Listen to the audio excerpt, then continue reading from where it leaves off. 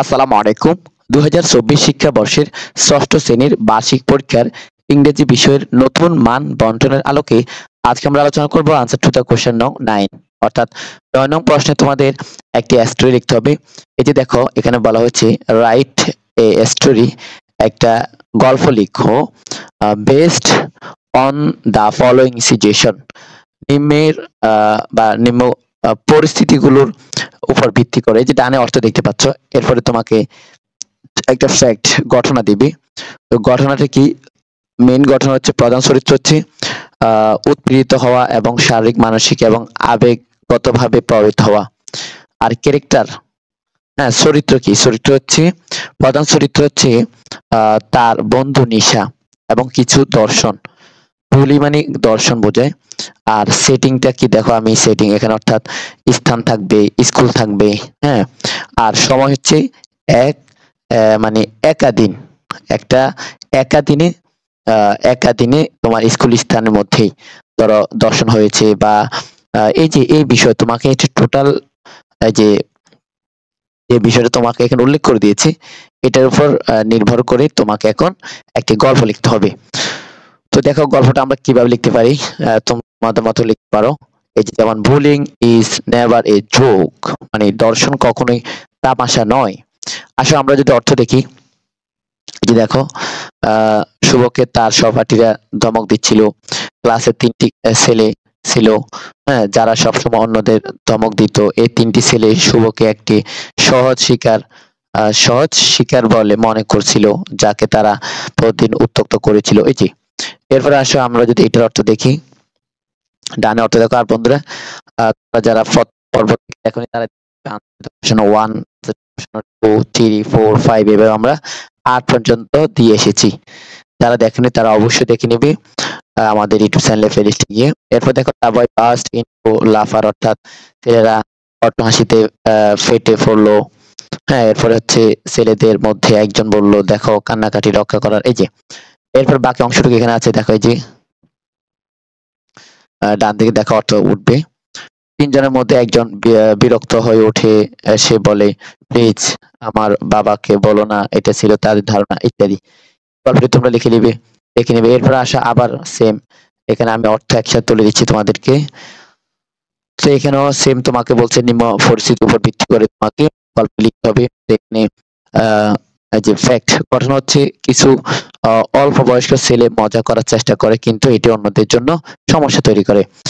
আর এখানে সিচুয়েশন, অবস্থান হচ্ছে ব্লিজ মানে গ্যারাম, এরপর হচ্ছে বা পুকুর, ফন্ড আর কি। এরপরে কিছু বয়, ক্যারেক্টার হচ্ছে কিছু বয়, এবং এটা হচ্ছে যে এখানে দেখো, এখানে দেখাই ক্যারেক্টার হচ্ছে কিছু ছেলে থাকবে আর ব্যাংক থাকবে, হ্যাঁ। আর হচ্ছে এখানে সময় বিকেল বা সকাল। আর হচ্ছে তোমার এই যে এখানে সিচুয়েশন গ্রাম থাকবে, পুকুর থাকবে। আর ক্যারেক্টার হচ্ছে যে মানে ঘটনা হচ্ছে কিছু অল্প বয়স্ক ছেলে মজা করার চেষ্টা করে, তবে এটি অন্যদের জন্য সমস্যা তৈরি করে। এই যে এখন এই গল্পটা তোমাকে লিখতে হবে। তো তোমরা টাইটেল হিসেবে লিখতে পারো, এই যে দেখো ডানে দুষ্ট ছেলেরা এবং ব্যাঙ। তো এখানের অর্থ দেখো, আমি যদি ছোট করে তোমাদের অর্থ দেখাই তাহলে বুঝতে পারবে। একটি গ্রামে একটি পুরনো পুকুর ছিল, ব্যাঙে ভরা ছিল, সেখানে ব্যাঙগুলো মুখে সুখে শান্তিতে বসবাস করছিল। এই যে এরপর আসার পর অংশটুকু দেখো, হ্যাঁ, এরপরের অংশটুকু হচ্ছে পাথরটা ব্যাঙের গায়ে ধাক্কা খায়, ফলে কিছু ব্যাঙ মারা যায় এবং অনেকে আহত হয়। ব্যাঙগুলো খুব ধাঁধায় পড়ে, এই ধাঁধায় পড়ে গেল। এই যে এবং কি করবে। এরপর আসো ৩ নাম্বার, পরে হচ্ছে তোমার ফ্যাক্ট, ঘটনা।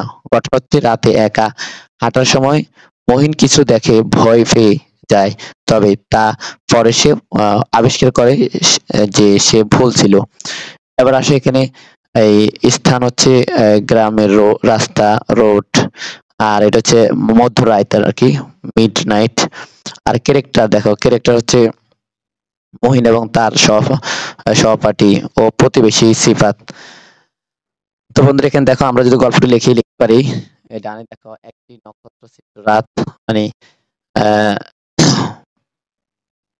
এই যে আমরা একটু অর্থ দেখাই, ডান অর্থ দেখতে পাবে। দেখো এখানে হচ্ছে তখন প্রায় মধ্যরাত, একাই বাড়ি ফিরছিলেন মহিন হাসপাতালে গিয়েছিল সে যে এরপর অংশটা যদি আমরা এখানে দেখি, দেখো হঠাৎ পেছন থেকে একটা অস্পষ্ট শব্দ শুনতে পেল সে। একবার থেমে গিয়ে পেছনে তাকালেন।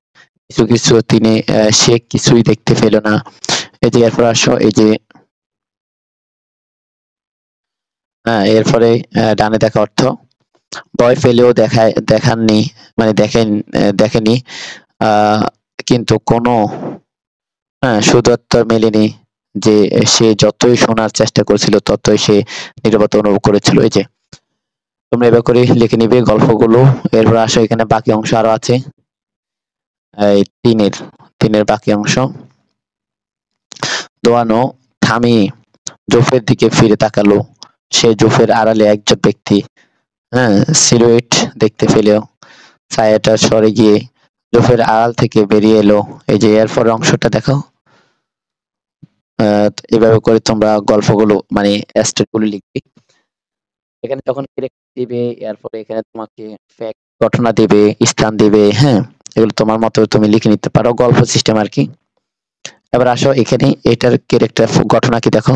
4 নম্বর ঘটনা হচ্ছে রাখাল ছেলেটির মজা করা এবং মিথ্যা বলার অভ্যাস তাকে একটি বড় সমস্যার কারণ করে তুলছে।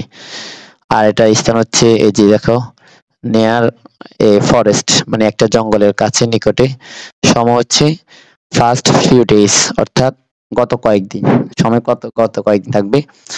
আর চরিত্র হচ্ছে যে সে রাখাল ও গ্রামবাসী। তো আসো আমরা গল্পটা দেখি। এটা হচ্ছে উপরে টাইটেল হিসেবে লিখবে মিথ্যাবাদী রাখাল। তো অর্থ দেখো, এই যে এখান থেকে তুমি যদি প্রথমে লিখো, অর্থাৎ এখানে বলা হচ্ছে একদা একটা রাখাল ছেলে ছিল। তিনি একটি বনের কাছে। এরপরে গল্পটি দেখি। গল্পের অর্থ দেখো। একটা রাখাল ছিল, রাখাল ছেলে ছিল। সে এক বনের কাছে বেড়ার ফাল ফালাতো। তার বেশি দূরে নয়, সে সে গ্রামবাসীদের চেয়েছিল। যে এরপরে আসো, এই যে পরের অর্থ দেখো। এখানে কিছুদিন পর দ্রুত ছেলেটিও একই মজা পেল। আগের গ্রামবাসীরা তাকে সাহায্য করতে এগিয়ে এলেও সেখানে কোনো ভাগের সন্ধান পায়নি। এই যে এরপরে এখানে দেখো, এই যে তো বন্ধুরা, আশা করি বুঝতে পেরেছো। আজকে সাইড পর্যন্ত আলোচনা করছি। আমরা পরের পর্বে, দ্বিতীয় পর্বে আমরা 5 শুরু করবো। 5 থেকে যারা দেখোনি